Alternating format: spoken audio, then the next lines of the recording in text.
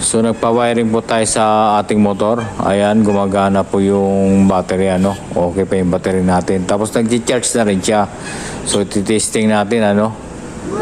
Gumagana na yung busina at saka mga signal light. Ayan. So kitang-kita nyo naman yan mga kamarix. Gumagana na, napakahusay. Ang galing. So nagpakabit rin tayo ng U-box ng ating motor. Ayan. Pinapakabit natin kasi wala tayong tools. So andito na tayo sa Quiapo at naglalakad tayo siksikan dito guys. Ayan. Para na siyang Divisoria.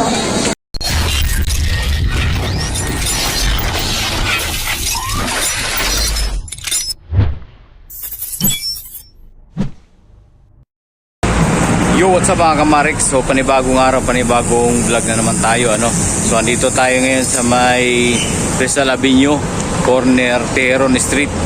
So nandito tayo ngayon dahil magpapawiring tayo dahil hindi na gumagana yung ating wiring ng ating motor. Hindi ko alam kung ano, kung bakit, pero parang lumuwag lang siya kaya hindi na siya gumagana. So ngayon ay nandito tayo ulit sa pinagawa ng ating motor. So ngayon ay may ginagawa pa siya kaya mag-antay tayo na matapos. At dinala na rin natin yung U-box ng ating motor kasi mag-check na rin natin. Ito yung natanggap nating kay manager noong December 25. So ito yung motor natin, no, na nakaparada at ito naman yung box na ipapalagay natin. So sinubukan ko sanang ipalagay ito kanina, kaya lang kahapon pala, kaya lang wala tayong gamit na pangpakabit nito. Yan, kailangan kasi meron kang adjustable, kaya lang wala tayo, kaya pumunta na tayo dito para ipakabit yung ating U-box. Pagkatapos nito, pagkatapos ng ating pawiring ng ating motor ay pupunta na tayo sa Quiapo para ipa-unlock naman yung cellphone natin para magamit na, kasi ilang ano na yun ilang araw na hindi nagamit, 1 linggo na pala, no. So antayin lang natin na matapos si Gilbert, meron pa siyang ginagawa. Naantay lang natin na matapos yung gawa nila, tapos ito naman yung isusunod yung motor natin. So pag namatayan tayo ng motor ay pinapatsyakan natin, tapos pag umalis tayo galing sa work, pinapatsyakan rin natin kasi nga hindi na gumagana yung ating wiring, ano, pero okay pa yung battery natin. Tapos yung nakaraan, di ba, pinapayos natin tong motor natin, meron pang mga naiwan na langis, oh. Ayan, oh. Hindi ito natanggal nung pinawashing natin. Tapos yung langis dito na umuusok to pag una paandar natin. Ngayon hindi na umuusok, siguro na natuyo na yung langis, pero dito may langis pa rin nakatago, ano. Ayan, siguro yan, paano na yan na lang yung natira sa langis nung pinapayos natin yung motor. So inaantay na natin si Boss Gilbert na matapos, ano.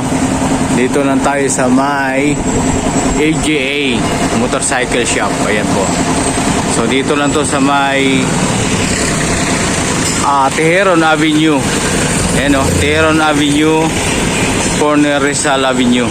Ayan, GP Rizal, yan tayo dumaan, pakalipa kanan. So antayin lang natin sila, no. Tapos pagkatapos nito ay pupunta naman tayo sa Quiapo para mag-unlock ng ating cellphone.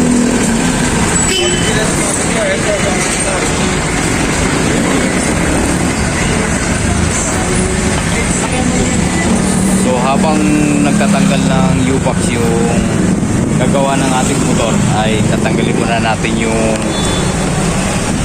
box dito sa may likuran. Okay. So taling kalabaw to, kaya hindi basta-basta siyang natatanggal.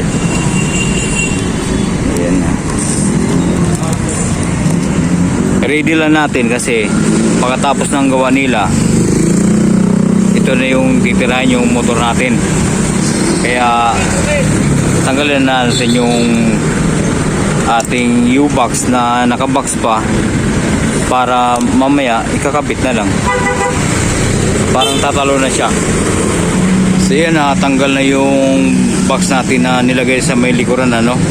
Bali, kakabit na lang yan para magamit na natin. So matagal na nating nakuha yan noong December 25 pa. Malapit na sila matapos. Tapos isusunod naman yung motor natin na ipapawiring kasi hindi na gumagana yung push button at saka signal light. So yun mga kamariks, nandito na tayo ngayon sa may motor shop at nakaya parada na yung motor natin at ongoing nga yung pag-check, ano, kasi sinabi nga natin na hindi na gumagana yung battery sa pag push starter at saka signal light, hindi na gumagana. So tinatanggal na yung clearings ng ating motor. Ayan, ang gagawin lang natin dito ay magpapa-wiring tayo tapos ipapakabit rin natin yung new box. So yung new box na nakalagay dyan ay pinatanggalan natin. So yan, tinisting na, oh, umilaw yung battery. So ibig sabihin ay okay pa siya. So ang nag-ayos ng nagwa-wiring ng ating motor ay si Boss Gilbert. So ongoing yung pagti-testing. So dumating nga pala tayo dito ng alas 4. Tapos 4:30 na ito naumpisahan. So yan, yung kulay blue na yan yung connection sa fuse kasi may problema na yata yung unang nilagay dyan. So nag-request ng panibago.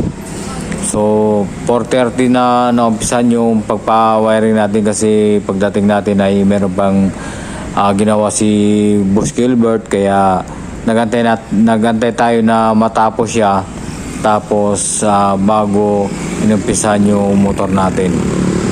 So ayun na, ongoing na po yung pagwa-wiring, at sana maayos na at magamit na natin yung ating push button kasi madalas kinikickstarter na natin yan para umandar yung ating motor. So yan, nililihan yun ni Boss Gilbert yung connection ng ating battery, kasi kinakalawang na yan. Mabuti na lang kahit na kinakalawang ay gumagana pa rin siya. Pinalitan rin niya ng mga tornilyo yan kasi yung iba dyan kinakalawang. So ngayon ay ongoing yung pagpa-wiring natin.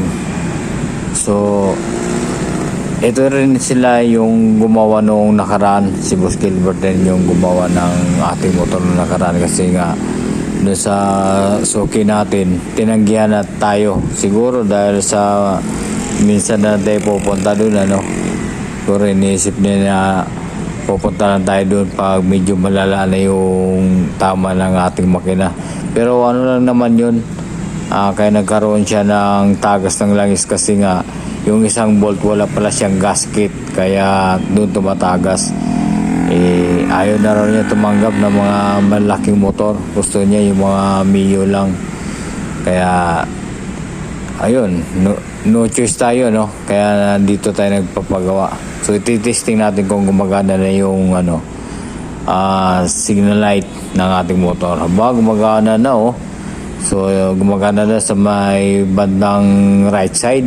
Testing naman natin doon sa may bandang kaliwa ng ating motor.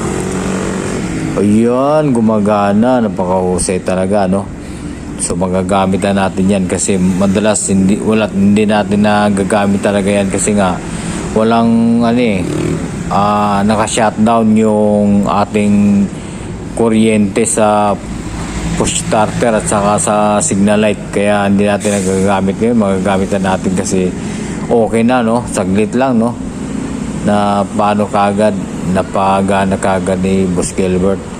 So ngayon ay natapos na yung wiring, ipapakabit naman natin yung ating U-box. So tatanggalin lang yan yung luma na lagayan, tapos dito naman yung ipapalagay natin yung U-box na yun. Yung nakuha natin na regalo kay manager noong December 25.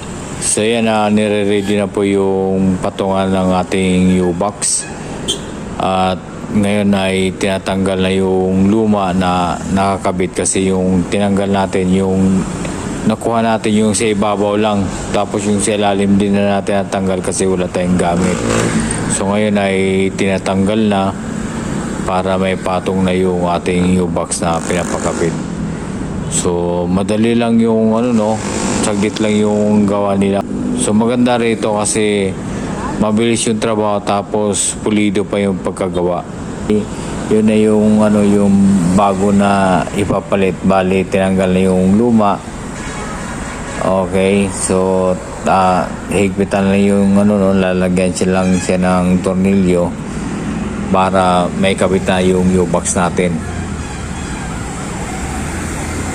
Okay. So ongoing yung paghigpit ng mga bolt dito sa may lagayan ng U-box. Yan. So dito na natin pinapalagay kasi nga wala tayong gamit. Okay na siya. Ayan. So ilalagay na yung U-box. Yan. So ganun lang siya kadali. Ayan, okay na. Naipatong na yung U-box. Tsaka maganda yung pagkakabit, hindi siya malog. So yung nilagay ngayon ni Boss Gilbert ay yun yung sa may angkas, sa may likuran ng angkas. Pag umangkas, ayan. Didikit lang pala siya, sticker lang siya. Kala ko may bolt din. So ganito lang yung pag open ng U-box, hindi ako marunong kasi. So niready ko na yung pambayad ko. So ngayon ay sabi ni Boss Gilbert siya na magpatras ng ating motor, kaya iatrasan niya. Yan. Kaya naman daw niyang iatras yan. So ako sana yung mag-atras kasi sanay na tayo dyan sa bigat ng motor. Kumbaga para sa atin ay magaan na lang yung motor kasi sanay na tayo. Sabi niya siya na lang raw yung mag-atras. So yan, naka-atras na po. Okay. So ayan na.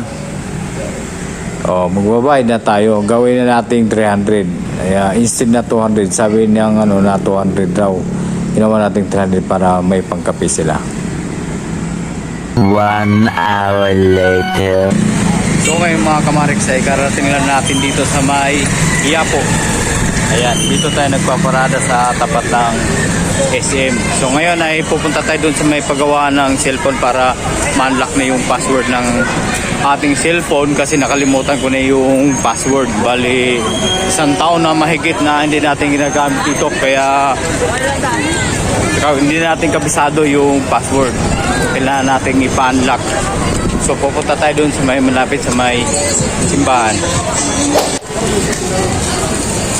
Daming tao dito sa Quiapo. Kasi araw ng linggo ngayon kaya maraming tao. So kung napapansin nyo ay maraming tao dito kasi linggo ngayon. Siguro yung mga ibang tao dito ay galing sa simbahan. So pagkatapos nila magsimba ay dumiretso na rito para mamili. So ngayon ay maglalakad tayo papunta doon malapit sa may simbahan kasi doon yung nag-aayos ng mga cellphone sa gilid ng simbahan. May building po doon. Magpapaunlock lang tayo sa ating cellphone kasi isang taon na may gito na hindi natin nagamit at nakalimutan na natin yung password. Lahat ng password na sinubukan na natin pero ayaw pa rin mabuksan kaya ipa-unlock natin doon. Magbayad tayo kahit na magkano.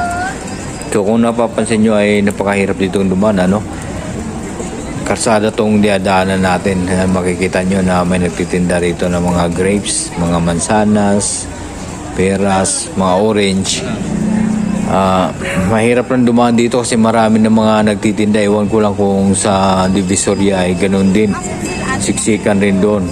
Alam ko nung panahon ni Isko Moreno ay nilinis niya itong Quiapo at saka lalong-lalo na yung Divisoria nilinis niya.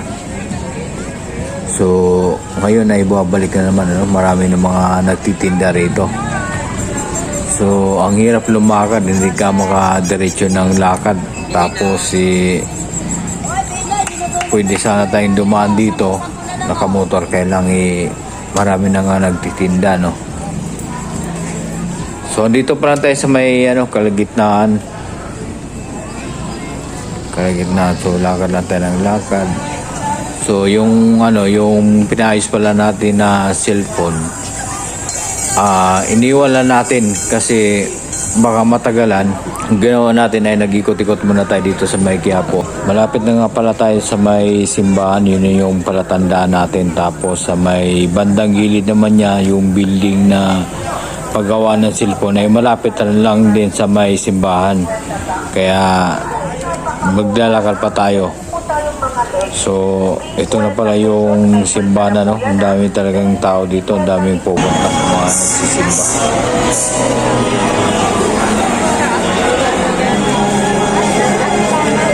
Ito yung Quiapo. Nandito na tayo sa pinapayos na yan. Yan yung simbahan ng Quiapo. Tapos dito naman tayo na papagawa ng ating cellphone dito sa lugar na ito. So, ayun yung cellphone natin, oh. Ito, so testing natin. Ayan, magalaw na. So, nabubuksan na natin yung screen. So, yun na nga mga kamarix.